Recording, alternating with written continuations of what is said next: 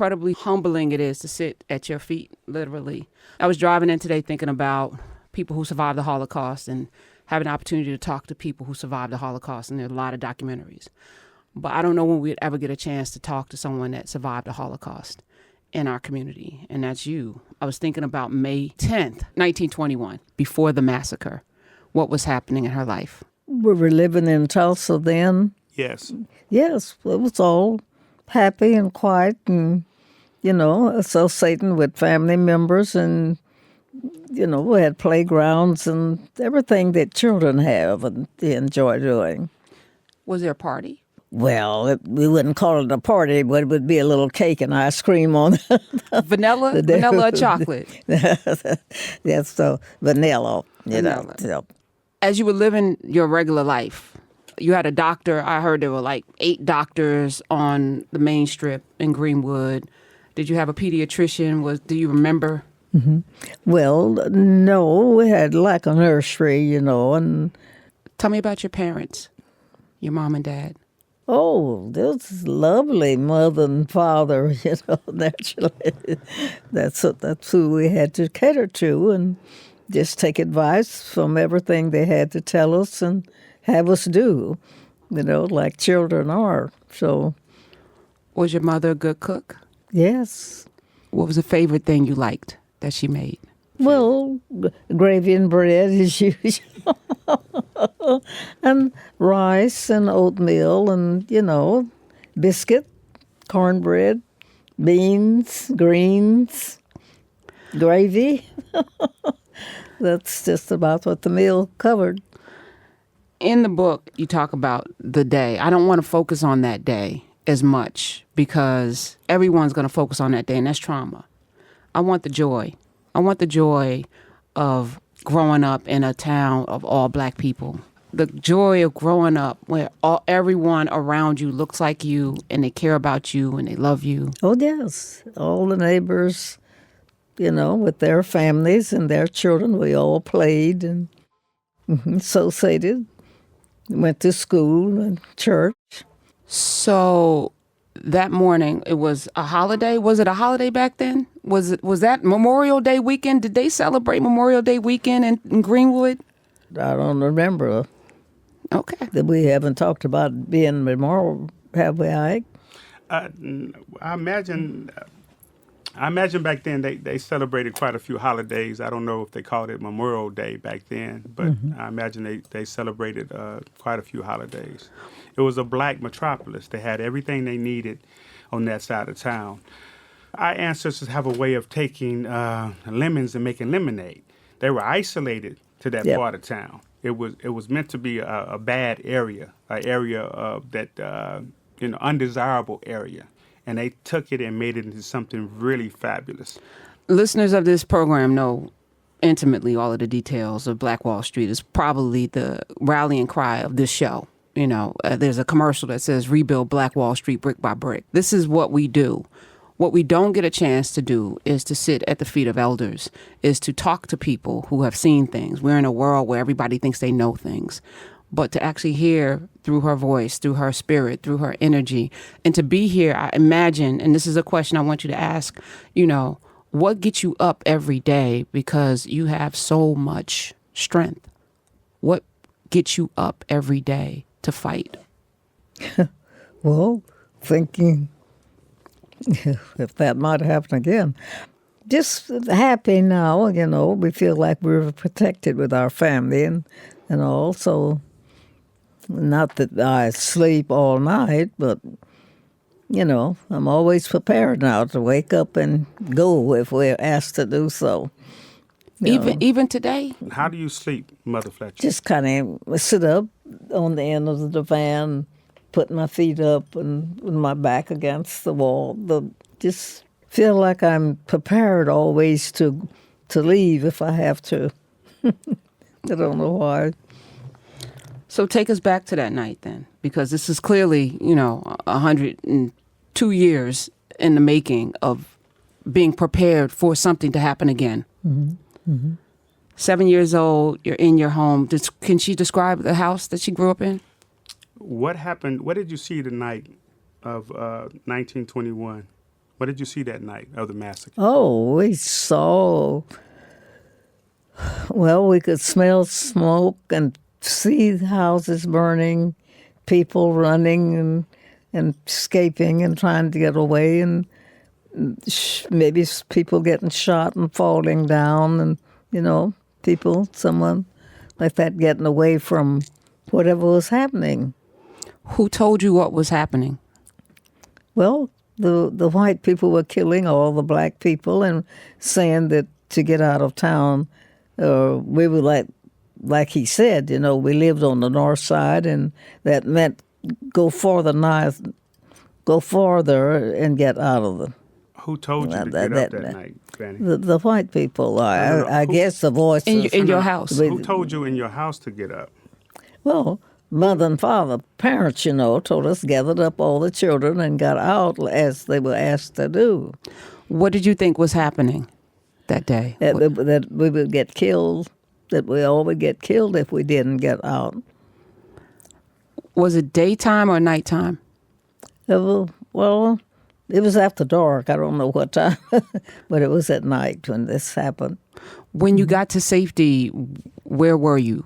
Whose house were you in? There wasn't no house. They was homeless. Okay, so where did they end up that night? They went toward Claremore. They went toward Claremore, Oklahoma. Did they have family there? Yeah. They was in a horse and wagon, and they was fleeing for their lives. So they were just trying to go somewhere, anywhere but Tulsa.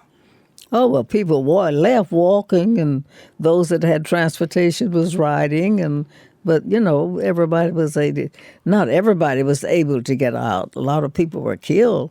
See, about 3,000 people were killed doing that, Were you able to keep anything that meant something to you, a doll, a picture, anything? No, no more than maybe the clothes we had on our back. It said gather up and things and go, but if you have to leave walking, well, like children, we probably maybe got our shoes or a few of our clothes or something. But you said you were prepared for it happening again. She does not sleep well at night. She still has nightmares.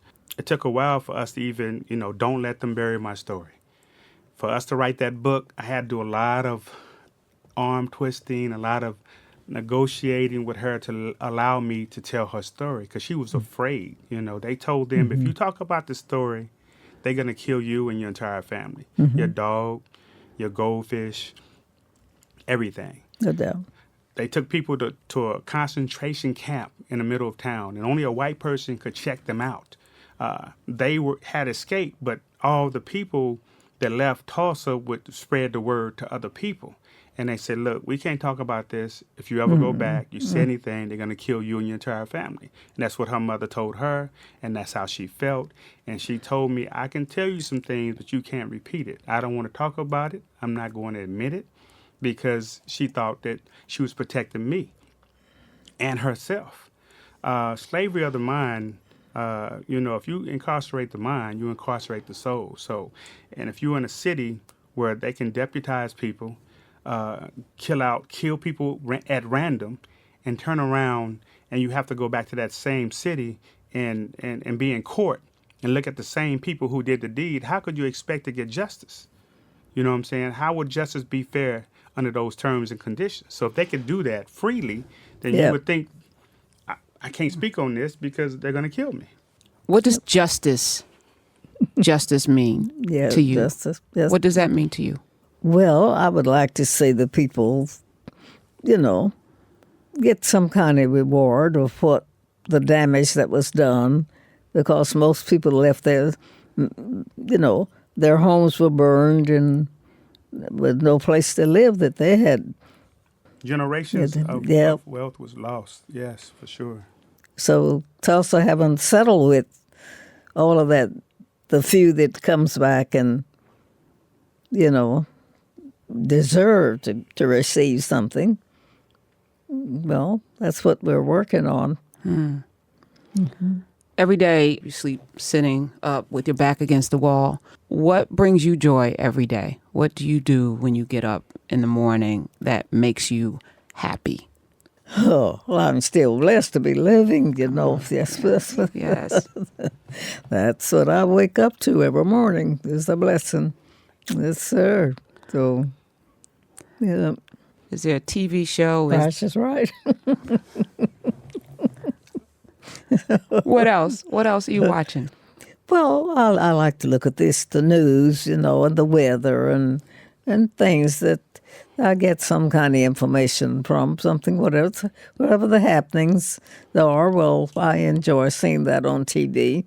And I feel like TV shows are, you know, I think they are nice about giving you information about what happens and everything. So, It's two other shows that I have to turn to every day. The Price is Right. She won't take her medicine without watching them spin the wheel. Okay. That's number one. And then The Family Feud. She got to see that black brother Steve in that Harvey. suit, Steve Harvey. Yeah, she Oh, loved her some the Steve Steve Harvey, Harvey. Family Feud. And then Jeopardy later on that evening.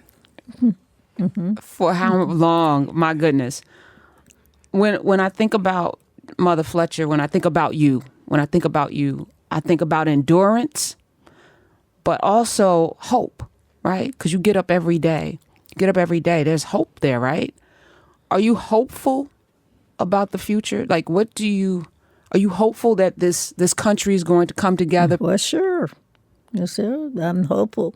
But, you know, we had the feeling after all of this happened, but when I went out to work, you know, with families or wherever we work, we didn't talk about that, you know. We wasn't allowed to speak about it or anything. So it's just, I think that should have been published, you know, now.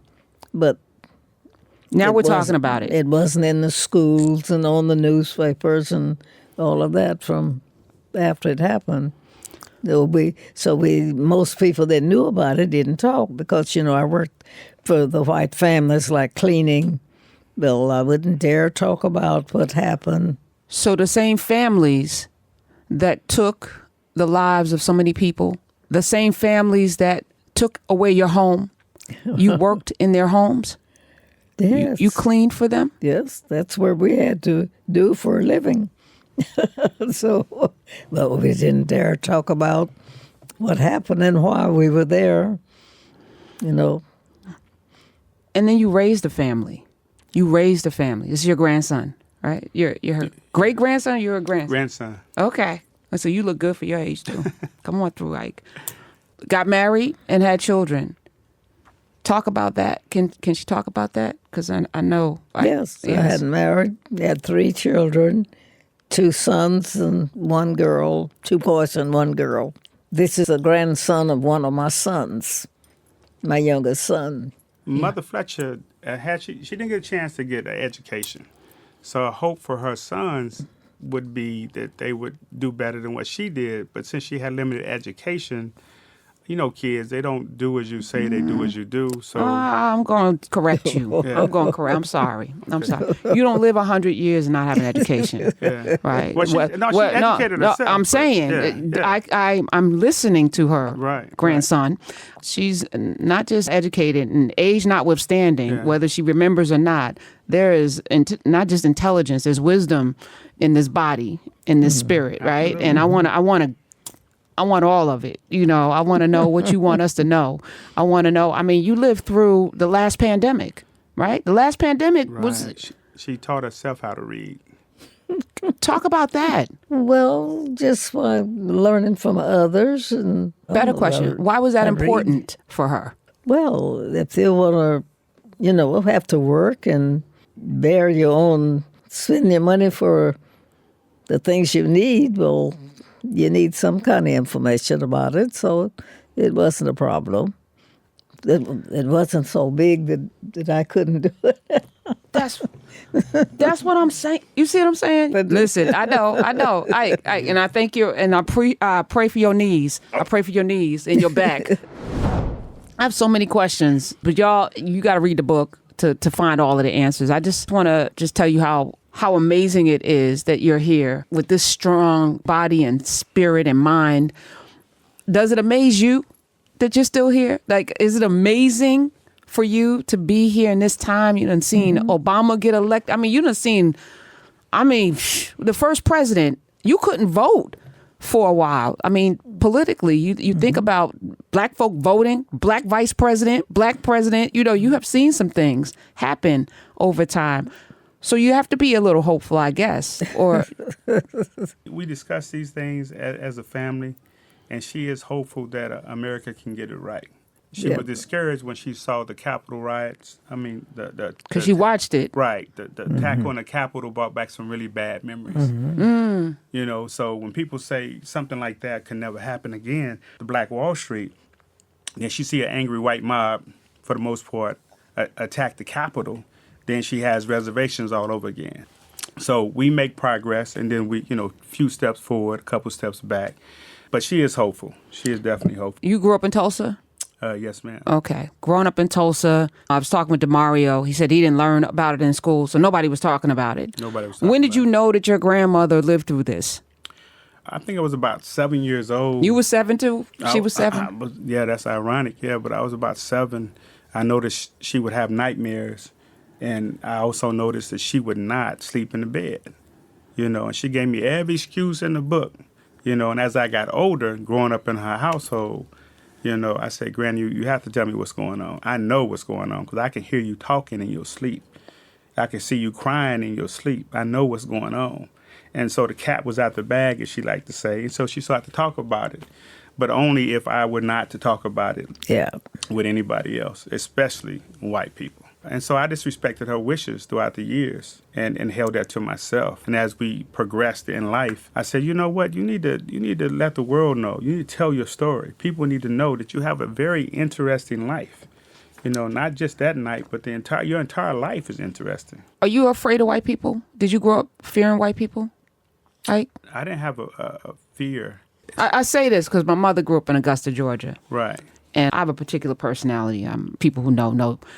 And I remember the first time I saw her encounter white people and she was scared. And I was like, what is happening here? She didn't grow up with a riot.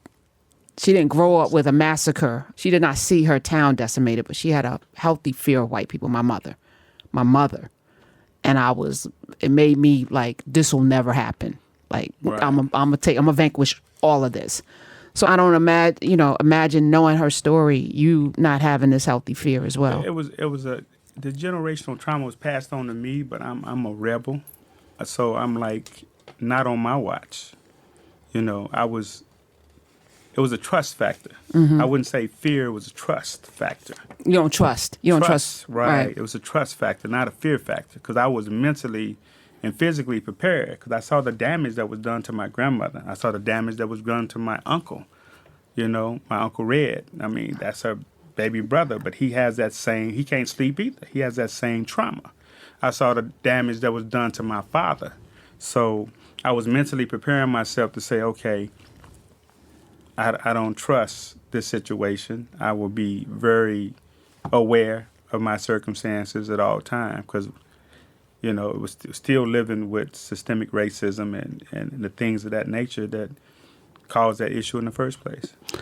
Growing up as a 7-year-old, growing up in a town that was powerful, amazing, a lot of people, all walks of life, right? What did your dad do for a living? Was your mother a homemaker? I imagine this is the early 1900s. What was your father's job? What was his job? Sharecropper. Okay. What did you call people? Yeah. After the massacre, they were made to be sharecroppers. Before the massacre, do you know what your daddy did? Before the massacre, he was like a jack of all trades. Yeah. Yeah, a farm. We were just people that lived on most black people did, They lived out and raised crops. And that you had to harvest that. And then we would do it. The parents would take over jobs like that to do it for the white people. So I have worked along in the fields with my mother and picking cotton and shucking corn and whatever's to be done about food. That was after the massacre. Do you remember anything before the massacre? I guess practically the same. I don't, Okay, and that's I key. don't remember just what kind of jobs were they for men then. Carpenters. I mean, yeah, I Yeah, guess. Yep. the stories I heard, he was a jack of all trades. So he did carpentry work. Yep. He did a lot of work with horses themselves. And I think this is important because we're just regular people. When we think about Black Wall Street, we think, the greatest surgeon and airplanes and movie theaters and everybody was wealthy, but everybody wasn't well. It was regular people with people who had money, with people who, drove whatever, or rode buggies and I don't know, mail carrying. I'm thinking in 2020 something, I can't even imagine 1900s there were no cars, really, right? No cars. Yeah, no, there was few cars. a few weren't cars. there? Yeah, it was a few cars. Of course, we had horse and buggy. Right. Like, Yeah. like you say, you had different levels, all levels of wealth in Black Wall Street. That's right. If you could have ultimate power, right? All power. What's one thing you would do to fit? Well, please? just in the habit of doing what I've been doing, but no. No, but if you have all the power, if Queen Mother Viola Fletcher had all the power in the world, what would she do? Now, that's a question that I'll have to think about. I love it. What are some of the things that we should do? Yes. Yes. Tell us. We have the family motto: "If you know right, do right." And so she's saying that's such a broad question that I know. Yeah. I ask broad questions on purpose, and the fact that She she's said going to that- think about it yeah. gives me all of the joy. You don't even understand. right. Yes. Because yes. I think we all should be thinking about the things that we could do if we could do it. So the fact that you're thinking about it gives me all of the joy.